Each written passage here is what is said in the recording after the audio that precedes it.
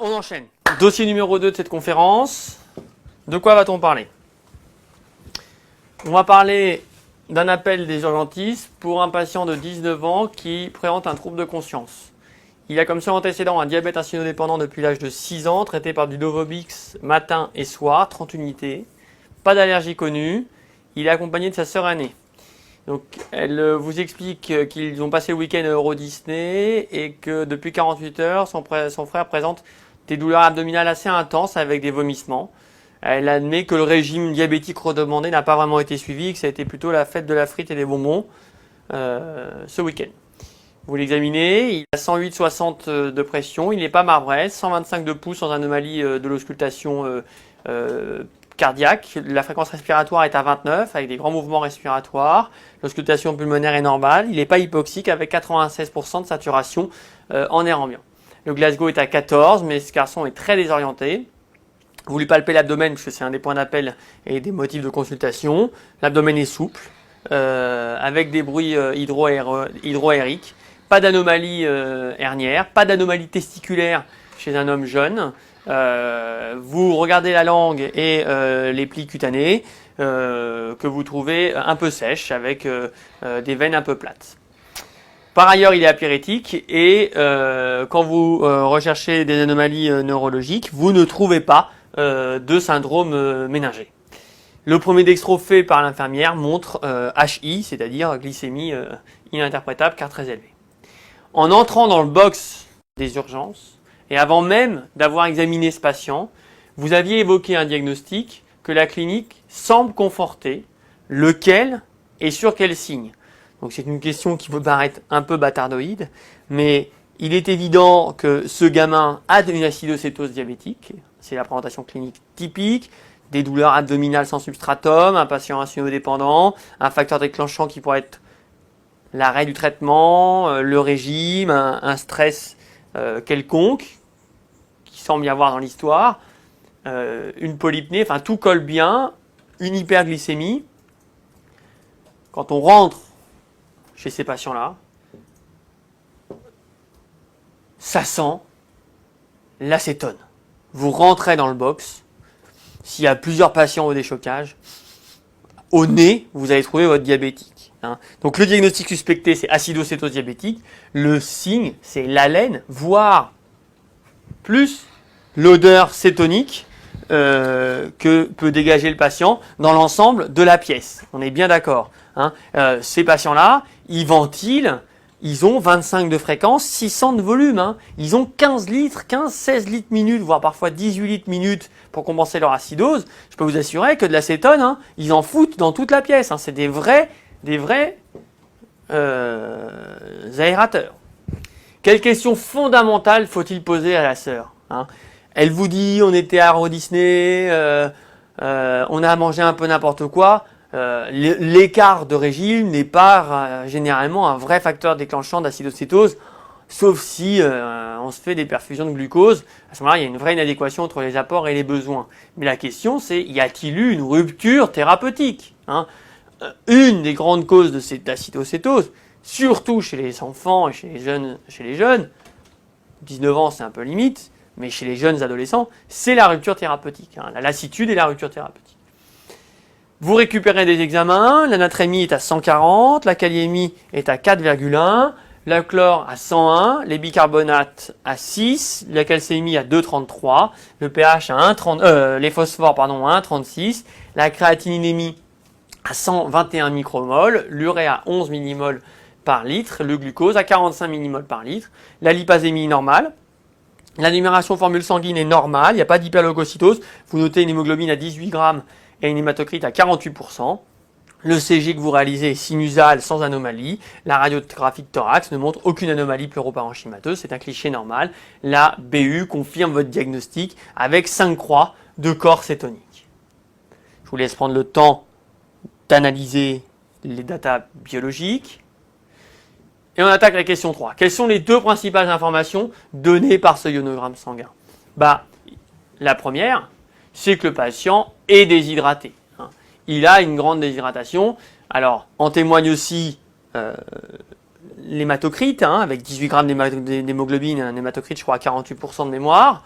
Donc c'est un patient sec, mais il a probablement une déshydratation qui prédomine sur le versant intracellulaire. Il avait une petite langue sèche, hein, donc il a un déficit en eau très important. Il a une natrémie normale alors qu'il a une glycémie très élevée. Il faut avoir ce réflexe hein, dans les hyperglycémies de corriger la natrémie. Là, vous allez vous rendre compte qu'il est en hypernatrémie. Il avait de mémoire 142 millimoles de natrémie, 45 millimoles de dextro, ou 141 de natrémie et 45 millimoles de dextro. Donc ça fait 140 plus 0,3, un tiers de 40 moins 5, ça fait 45 moins 5, ça fait 4, donc ça fait 12, vous vous retrouvez à 152 millimoles. Bref, le message, il est calculé toujours chez les patients hyperglycémiques, la natrémie corrigée. Dans les acidocétoses, c'est pas souvent le cas que c'est comme ça. Dans les états hyperosmolaires, hein, il faut être capable de calculer une osmolarité plasmatique et une natrémie corrigée. La deuxième chose, c'est que ce gamin a une insuffisance rénale aiguë. Vous avez assez d'arguments pour le dire. Biologiquement, il n'y a pas d'anémie. Hein, il est même plutôt polyglobulique et très hémoconcentré, on va dire plutôt.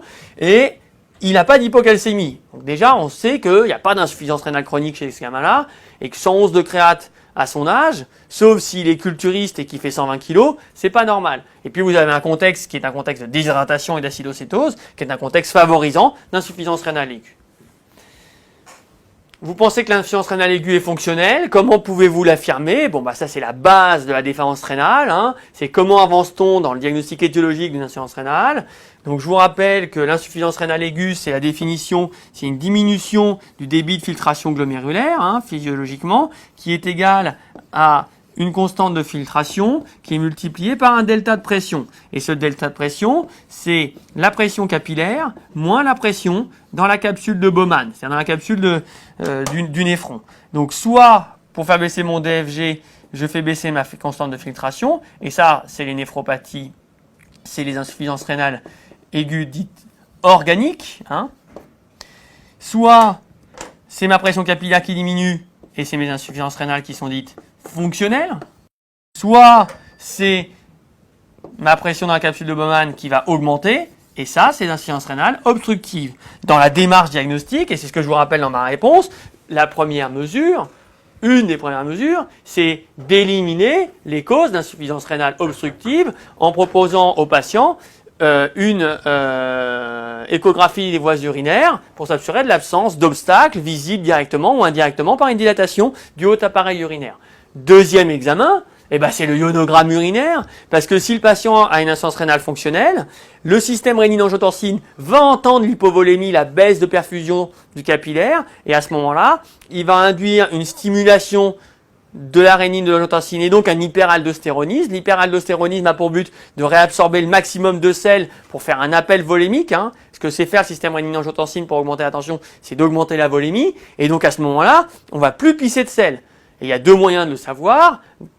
Évidemment, il y a tous les stigmates de concentration des urines avec les rapports U sur P de la créate et de l'urée. Mais ce qu'on regarde souvent, c'est surtout ces stigmates d'hyperaldostéronisme secondaire. Ce qu'on pourrait vous demander, par exemple, c'est vous obtenez ce ionogramme urinaire à une FeNA inférieure à 1%, un NA sur K inférieur à 1.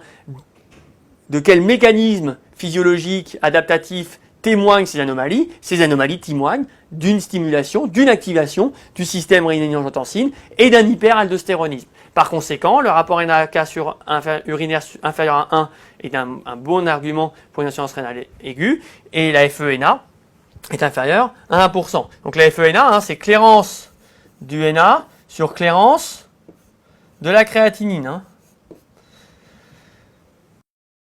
Je ne détaillerai pas le calcul, c'est dans tous les bouquins. Évidemment, le contexte évocateur avec la déshydratation est quelque chose de fondamental. Question 5. Vous demandez un gaz artériel, un gaz du sang, si possible artériel.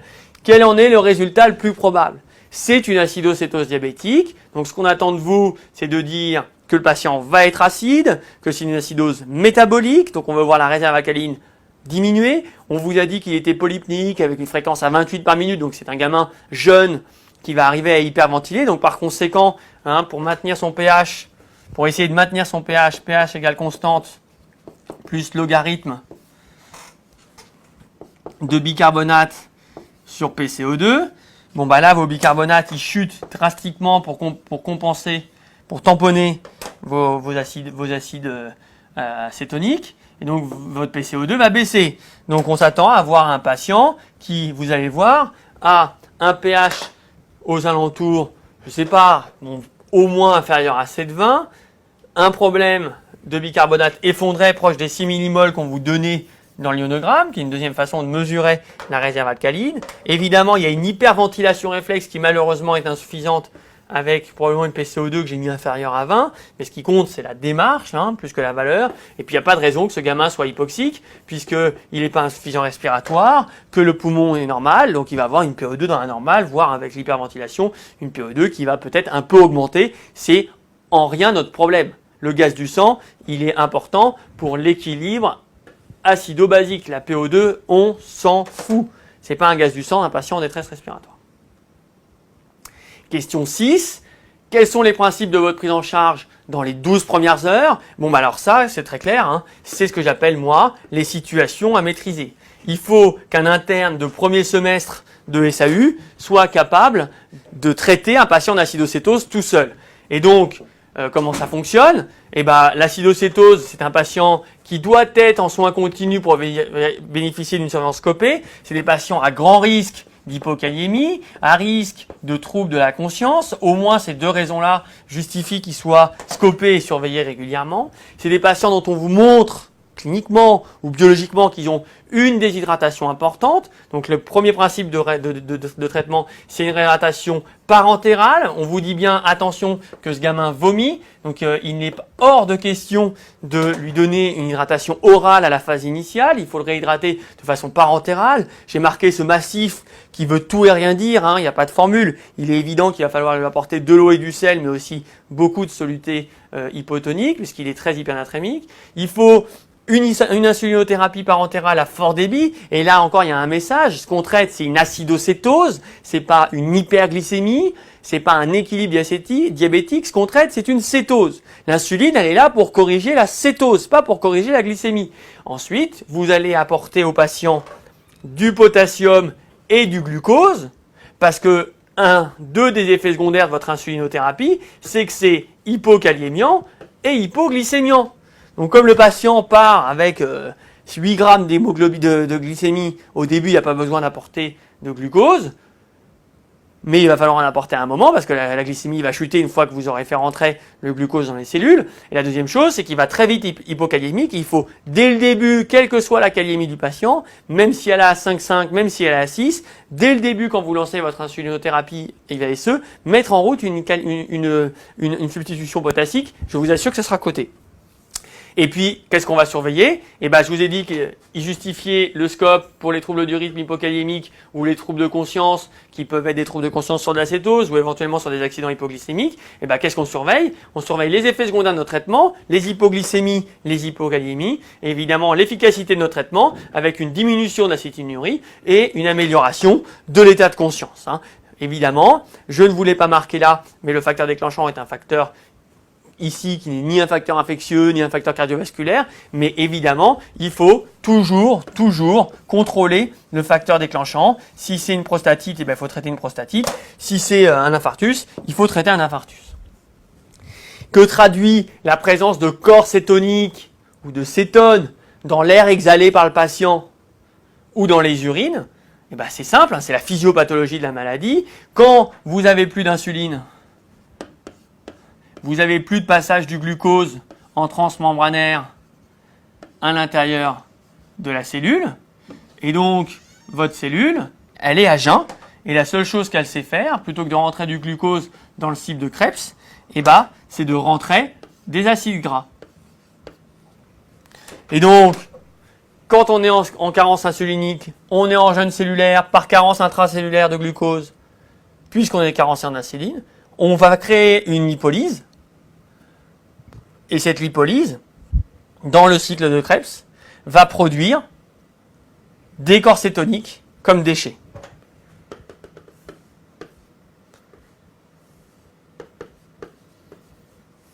Donc, à partir du moment où on n'a plus de corps cétoniques, ça veut dire qu'on n'a plus de lipolyse. Si on n'a plus de lipolyse, ça veut dire qu'on a compensé notre retard en insuline. Ce qu'on traite, encore une fois, c'est une acidocétose. Une cétose. 2 heures plus tard, l'infirmière vous appelle pour une hypoglycémie à 2,6 millimoles. Que faites-vous? Donc c'est une question relativement importante parce que 1, extrêmement fréquente, 2, elle est le témoin de la compréhension, à mon sens, de la physiopathologie de la maladie. C'est simple. Quand on a une hypoglycémie, il faut immédiatement resucrer le patient et contrôler sur la glycémie capillaire qu'on arrive à le resucrer. C'est pas je fais 2 ampoules et je vais jouer au golf. Donc là, on réévalue de façon simple l'efficacité de notre traitement parce qu'il va peut-être falloir en refaire. Et puis après, la question qui se pose, c'est pas d'arrêter l'insuline, parce que si un patient qui a un OAP, il a 2 de kaliémie, vous n'allez pas arrêter le Lasix. C'est pas d'arrêter l'insuline. La question qui se pose, c'est est-ce que je suis encore en retard et en carence insulinique ou est-ce que je ne le suis plus? Si je ne le suis plus, à ce moment-là, ce qu'il faut, c'est proposer au patient son insulinothérapie de base. Si je le suis, s'il faut continuer à lui rapporter de l'insuline et augmenter les apports en glucose. Donc, autrement dit, si la cétose est résolue, à ce moment-là, on peut arrêter la supplémentation qui vise à combler le retard et on relaie par l'insuline usuelle, c'est-à-dire que là, on lui reprendrait son Novomix. Si il persiste une cétonurie, on laisse l'insulinothérapie IVSE. Et si par exemple le patient avait du G5 1 litre par 24 heures, on passe à du G10 1 litre par 24 heures. On double la dose de glucose. C'est pas vraiment le problème. Et puis de principe, on ne peut pas arrêter, on ne peut pas écrire qu'on arrête l'insuline à un patient insulinodépendant. Voilà, ce dossier est terminé. C'était un dossier d'acidocétose, de physiologie, de métabolique. Voilà.